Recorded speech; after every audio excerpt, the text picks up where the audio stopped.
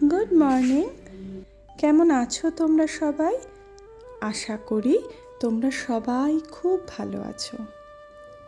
আজ রবিবার।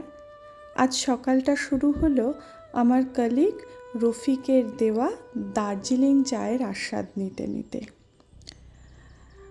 আসলে আমার এবং অনির্বাণের যারা কাছের বন্ধু তারা সবাই জানে আমি আর অনির্বাণ চায়ের ব্যাপারে কতটা শৌখিন। আজ যেহেতু ছুটির দিন, তাই আজ আর কোনো কাজের তাড়া নেই বলে দুজনে বেশ আয়েশ করেই চাটা খেলাম। এরপর আমি আর আমার হাজব্যান্ড মেয়েকে ঘুম থেকে তুলে চলে গেলাম সোজা ছাদে। আমাদের ছাদের ফুলগুলো দেখলে সকাল সকাল মনটা খুব ভালো হয়ে যায়। পুজোর জন্য ফুল তুলে নিয়ে আসলাম। নিচে এসে দেখি আমাদের আরেক মেয়ে মানে আমাদের দিশুনও ঘুম থেকে উঠে পড়েছে।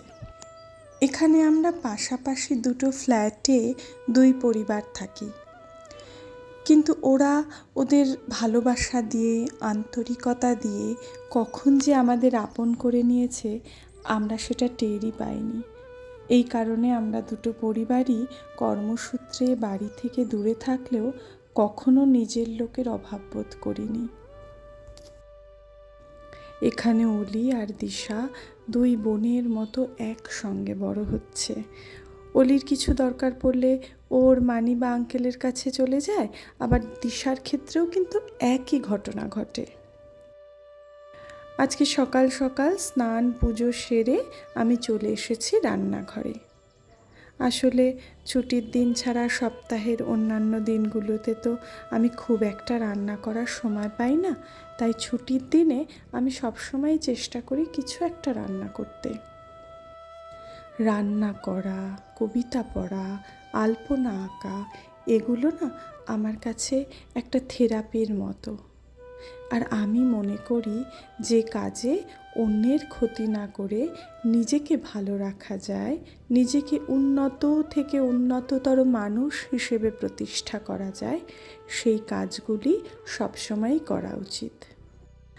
আজ আমাদের মেয়েদের আবদারে বানিয়ে ফেললাম বিটরুট রোল।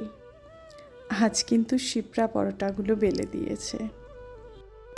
বিটরুট রোল খেয়ে মেয়েরা কিন্তু বেজায় খুশি, সেটা ওদের রিয়াকশান দেখলেই তোমরা বুঝতে পারবে।